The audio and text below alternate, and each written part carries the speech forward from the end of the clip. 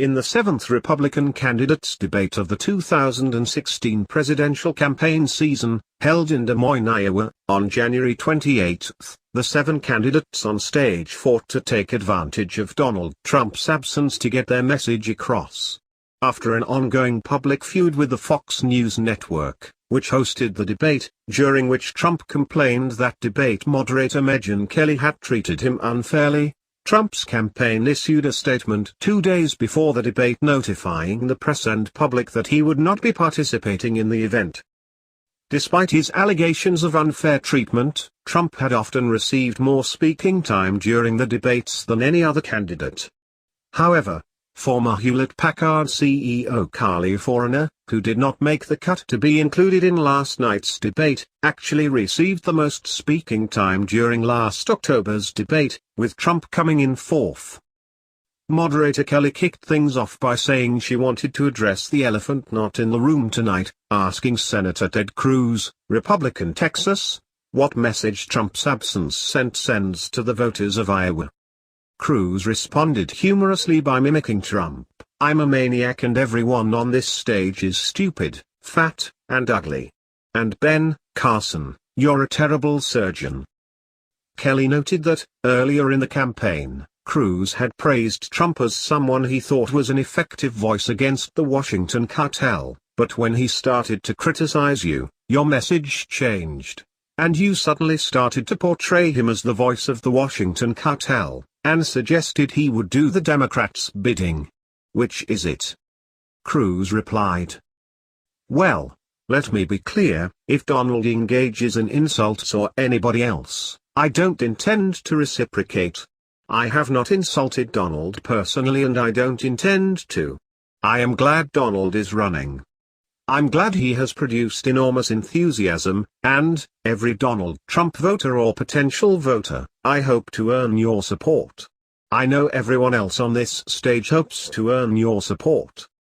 When moderator Chris Wallace asked Senator Marco Rubio, Republican Florida, how he would accomplish his promise to unite all of the factions inside the Republican Party, Rubio replied, "Let's begin by being clear what this campaign is about.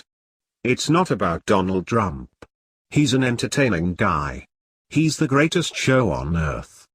This campaign is about the greatest country in the world and a president who has systematically destroyed many of the things that made America special. You see, we usually elect presidents in America that want to change the things that are wrong in America. Barack Obama wants to change America. Barack Obama wants America to be more like the rest of the world. We don't want to be like the rest of the world. We want to be the United States of America." Those two questions would set a pattern for the debate, with Rubio and Cruz getting the most speaking time of all the candidates. Rubio received 13 minutes, 31 seconds, Cruz 13 minutes, 11 seconds, former Florida Governor Jeb Bush, 9 minutes, 24 seconds, Ohio Governor John Kasich, 8 minutes, 52 seconds, New Jersey Governor Chris Christie, 8 minutes, 22 seconds, retired neurosurgeon Ben Carson, 6 minutes, 11 seconds, and Senator Rand Paul, Archie, 7 minutes, 56 seconds. Paul has typically received the least, or nearly the least, time in the previous debates. During a discussion about what made a candidate a member of the establishment that started when moderator Bret Baier told Bush that it is hard for anyone of his pedigree to avoid being called establishment, Baier asked Bush, "Isn't that part of the problem in this race, that three others on this stage are splitting the mainstream Republican vote and thereby possibly handing this nomination over to an anti-establishment candidate?" By an anti-establishment candidate, Baier presumably meant Trump. Bush employed a little humor by saying, "I kind of miss Donald Trump. He was a little teddy bear to me," a comment that generated a round of laughter. However, Bush frankly admitted that having a father and brother who preceded him in the White House made him part of the establishment before stating, "But this election is not about our pedigree, this is an election about people that are really hurting. We need a leader that will fix things and have a proven record to do it. And we need someone who will take on Hillary Clinton in November. Someone who has a proven record, who has been tested, who is totally transparent. I released 34 years of tax returns, and 300,000 emails in my government record. To get the information from Hillary Clinton, you need to get a subpoena from the FBI. When asked to address the subject of establishment, Christie painted a picture of a hypothetical 45-year-old construction worker who is having a hard time making things meet because he's lost $4,000 a year of his income over the last 7 years because of the Obama administration. Of this worker, Christie said, "He doesn't want to hear the talk about politics, Megyn, and who is establishment and who is grassroots.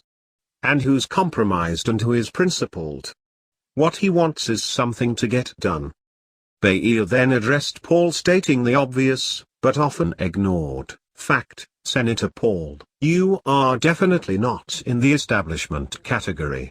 Beyer then proceeded to ask Paul, "At the beginning of this campaign, you said you were your own man when asked about your father, former Texas Congressman and three-time presidential candidate Ron Paul.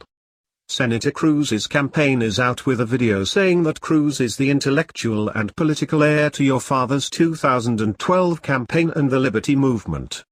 And your father now says it's realistic that Donald Trump will be your party's nominee. So did you make a mistake by not more fully embracing your father politically at the beginning of this campaign?"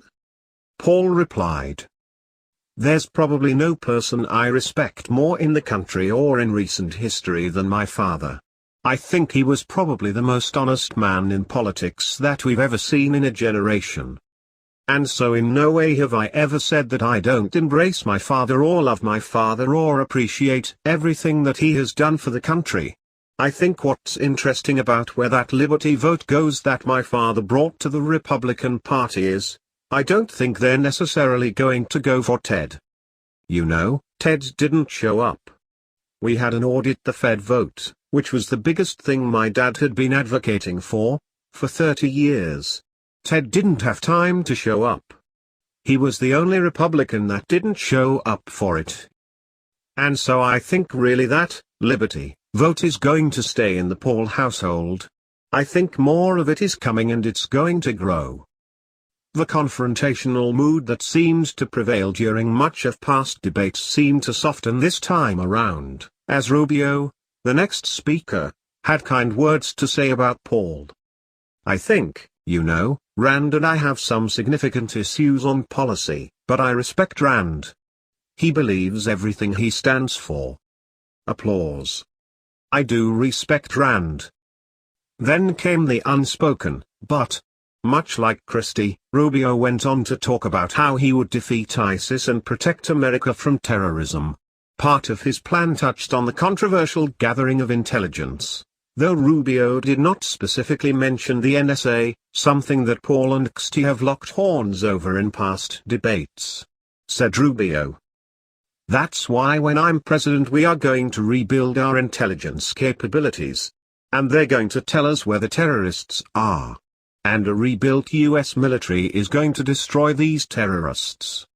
Paul said, in response, "The bulk collection of your phone data, the invasion of your privacy did not stop one terrorist attack. I don't think you have to give up your liberty for a false sense of security. When we look at this bulk collection, the court has looked at this. Even the court declared it to be illegal. If we want to collect the records of terrorists, let's do it the old-fashioned way. Let's use the Fourth Amendment. Let's put a name on a warrant. Let's ask a judge for it. Let's respect the history of our country. John Adams said that we fought a war for independence because we wanted to fight against generalized warrants. Let's don't forget that." Paul's reference to not having to give up liberty for a false sense of security was a paraphrase of an often quoted statement written by Benjamin Franklin on behalf of the Pennsylvania Assembly in its reply to the governor on November 11, 1755, "Those who would give up essential liberty, to purchase a little temporary safety, deserve neither liberty nor safety." A bit later, When Bush referred to his past criticism of the senators not giving the authorization for the use of military force, Rubio reminded Bush that the authorization that Barack Obama asked for was not against ISIS. It was against Assad. And John Kerry described it as a tax that would be unbelievably small. I don't think the United States should be engaged in symbolic military activity. So it was not against ISIS, it was against Assad. When it was his turn to respond to the discussion about bombing ISIS in Syria, Paul said, "The issue in Syria is a very important one, and it's one we need to get right. The question is, should we be bombing both sides of the war? Some want to topple Assad. In fact, they want to bomb ISIS and Assad simultaneously.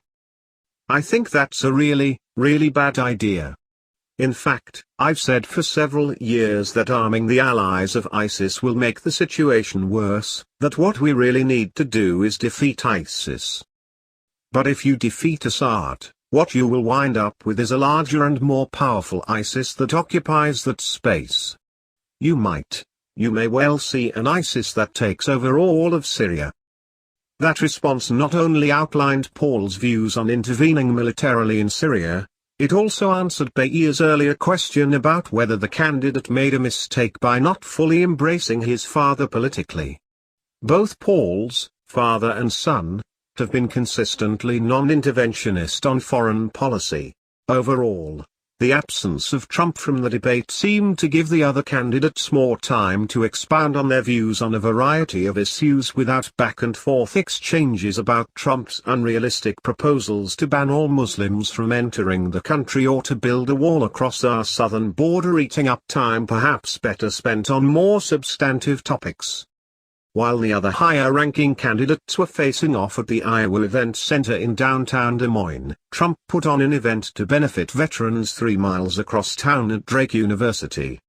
The event was attended by 2 other candidates for the Republican nomination who had appeared in the undercard debate earlier in the day, former Senator Rick Santorum, RPA, and former Governor Mike Huckabee, Republican Arkansas. Trump said that the event raised $6 million. $1 million of which was his own donation. "I didn't want to be here, I have to be honest," Trump said at the event. "When you're treated badly you have to stick up for your rights." During the event, Trump called out to Santorum and Huckabee, who stood off to the side of the podium, "Hey fellas, come up here for a second." "I'm going to stand over here," Santorum said with a smile. "So I'm not photographed."